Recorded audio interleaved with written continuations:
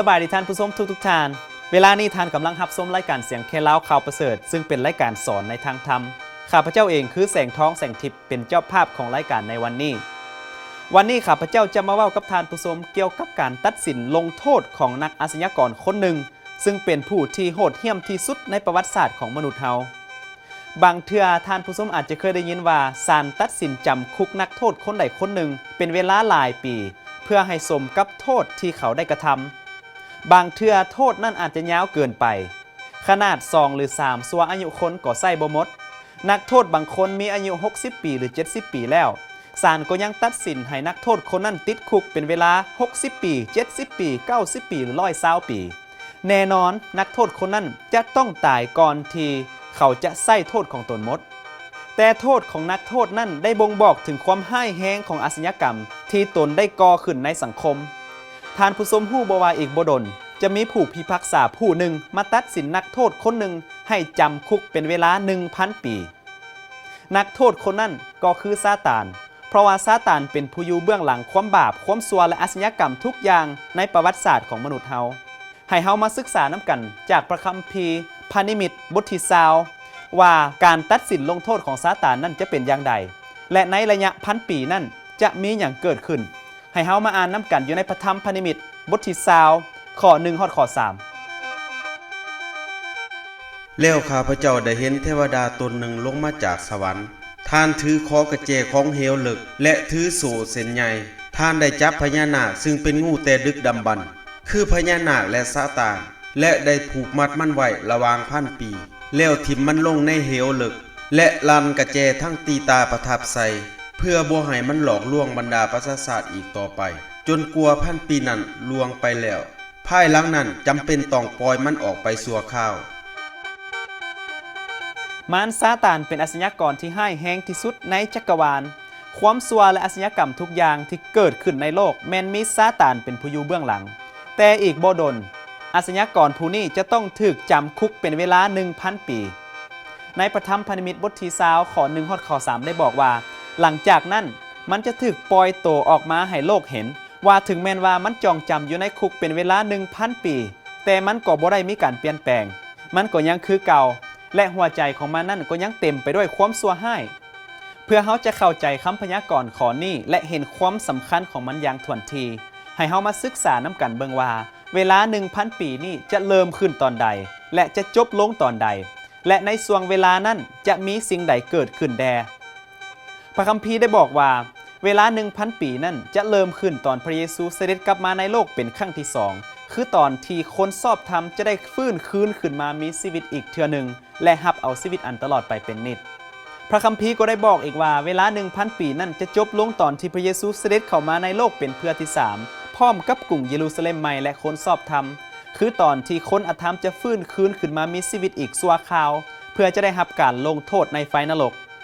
ตอนที่พระเยซูสอนพวกสาวกของพระองค์เกี่ยวกับการตายหรือว่าสภาพของคนที่ตายไปแล้วนั่นพระองค์ได้ทรงกล่าวกับพวกเขาอยู่ในพระธรรมโยฮันบทที่5ข้อ25ว่าอย่างนี้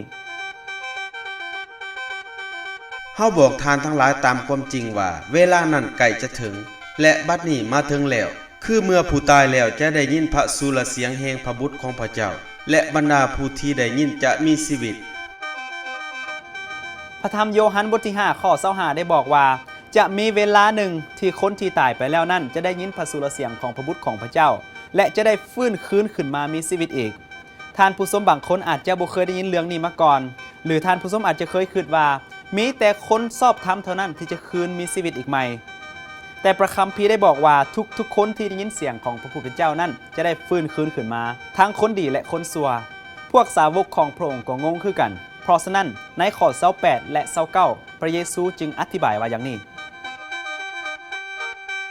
อย่าประหลาดใจในข้อนี้พอใกล้จะถึงเวลาที่บรรดาผู้ที่อยู่ในคุ้มฝังศพจะได้ยินพระสุรเสียงของพระองค์และจะได้ออกมาบรรดาผู้ที่ได้เหตุการณ์ดีก็ขึ้นสู่ชีวิตและบรรดาผู้ที่เหตุการณ์ชั่วก็ขึ้นสู่การพิพากษาการฟื้นคืนชีพของมนุษย์นั้นมีอยู่2เทื่อน้ำกันในพระคัมภีร์1คือการฟื้นคืนชีพของคนชอบธรรมเพื่อรับเอาชีวิตอันตลอดไปเป็นนิจและ2คือการฟื้นคืนชีพของคนอธรรมและรับเอาการลงโทษ ให้เฮามาอ่านน้ำกันอยู่ในพระธรรมพระนิมิตบทที่20อีกเทื่อหนึ่งคือข้อ4ฮอดข้อ6ว่าพระคัมภีร์ทรงกล่าวอย่างใดเกี่ยวกับการฟื้นคืนชีพของมนุษย์ที่ตายไปแล้วแล้วข้าพเจ้าได้เห็นบัลลังก์หลายอันและผู้ที่นั่งเทิงบัลลังก์นั้นเป็นผู้ที่ได้รับพระราชทานอำนาจพิพากษาและข้าพเจ้ายังได้เห็นดวงวิญญาณของคนทั้งปวงที่ถูกตัดคอเพราะเป็นพยานฝ่ายพระเยซูและเพราะพระธรรมของพระเจ้าคือผู้ที่บ่ได้บูชาสัตว์หายหรือรูปของมันและบ่ได้รับเครื่องหมายของมันติดไว้ที่หน้าผากหรือมือของตนคนเหล่านั้นกลับคืนมีชีวิตใหม่และได้คุ้มครองร่วมกับพระคริสต์ในระหว่างพันปีนอกจากคนเหล่านี้คนอื่นๆที่ตายแล้วบ่ได้กลับคืนมีชีวิตอีกจนกว่าพันปีนั้นล่วงไปแล้วนี่แหละคือการขึ้นมาจากตายครั้งแรกผู้ใดที่มีส่วนในการขึ้นมาจากตายครั้งแรกผู้นั้นแหละก็เป็นสุขและบริสุทธิ์ความตายครั้งที่2จะบ่มีอำนาจเหมือนคนเหล่านั้นแต่เขาจะได้เป็นปาโลหิตของพระเจ้าและของพระคริสต์ทั้งจะคุ้มครองร่วมกับพระองค์ในระหว่างพันปีพระธรรมข้อนี้สอดคล้องกับที่อาจารย์เปโลได้บันทึกไว้อยู่ในพระธรรม1เทสโลนิกาเกี่ยวกับการเสด็จกลับมาครั้งที่2ของพระเยซูและการฟื้นคืนชีพของคนชอบธรรมให้เฮาไปอ่านเบิ่งน้ำกันอยู่ในพระธรรม1เทสโลนิกาบทที่4ข้อ16และข้อ17ด้วยว่าจะมีคำสั่งอันดังจะมีเสียงของอาคาเทวดาและเสียงแก่ของพระเจ้าแล้วองค์พระผู้เป็นเจ้าจะเสด็จลงมาจากสวรรค์พวกคนที่เชื่อในพระคริสต์ที่ตายไปแล้วก็จะขึ้นมาก่อนหลังจากนั้นเฮาทั้งหลายผู้มีชีวิตยังเป็นอยู่ก็จะถือรับขึ้นไปในเมฆพร้อมกับคนพวกนั้นและจะพบองค์พระผู้เป็นเจ้าในฝ่าอากาศอย่างนั้นแหละพวกเฮาก็จะอยู่นำพระผู้เป็นเจ้าเป็นนิจพระคัมภีร์ได้บอกว่าคนที่ตายไปแล้วในพระคริสต์นั้นจะได้ยินพระสุรเสียงของพระเจ้าและได้ยินเสียงแก่ของพระองค์และจะได้ฟื้นคืนขึ้นมามีชีวิตอีกเทื่อหนึ่งหลังจากนั้นคนที่ยังมีชีวิตอยู่ที่ติดตามพระเยซูจะได้ถูกเปลี่ยนใหม่และถูกฮับขึ้นไปพบกับพวกเขาบนอากาศวันนั้นพระสัญญาของพระเยซูจะกลายเป็นจริงคือในพระธรรมโยฮันบทที่11ข้อ25พระเยซูได้สัญญาว่าผู้ที่ไว้วางใจเชื่อในเฮาถึงแม้นตายไปแล้วก็จะมีชีวิตอยู่ในพระธรรมเอสยาห์บทที่26ข้อ19ผู้ประกาศพระธรรมเอสยาห์ได้ทำนายถึงเหตุการณ์อันน่าแสนยินดีนี้ว่าอย่างนี้คนตายของพระองค์จะมีชีวิตศพของเขาทั้งหลายจะลุกขึ้นโอ้ผู้อาศัยอยู่ในขี้ดินจงตื่นเถิดและร้องเพลงความชื่นบานเพราะน้ำค้างของเจ้าเป็นน้ำค้างของความสว่างและแผ่นดินโลกจะให้ชาวแดนคนตายเป็นขึ้นสามีภรรยาจะได้มาพบกันอีกลูกๆที่พัดภาคจากพ่อแม่จะได้มาพบกันอีกหมู่เพื่อนญาติพี่น้องที่บ่ได้พบพ่อกันเป็นเวลาหลายปีจะได้พบพ่อกันอีกและจะได้อยู่ร่วมกันในสถานที่ที่บ่มีวันพัดภาคจากกันอีกต่อไปในพระธรรมโยฮันบทที่14ข้อ2และข้อ3พระเยซูทรงบอกว่าอย่างนี้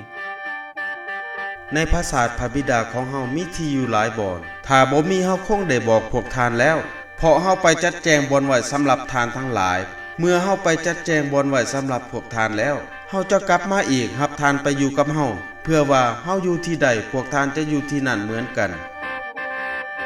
พระธรรมพระนิมิตบทที่20ได้บอกว่าคนชอบธรรมจะได้ไปอยู่สวรรค์กับพระเจ้าเป็นเวลา 1,000 ปี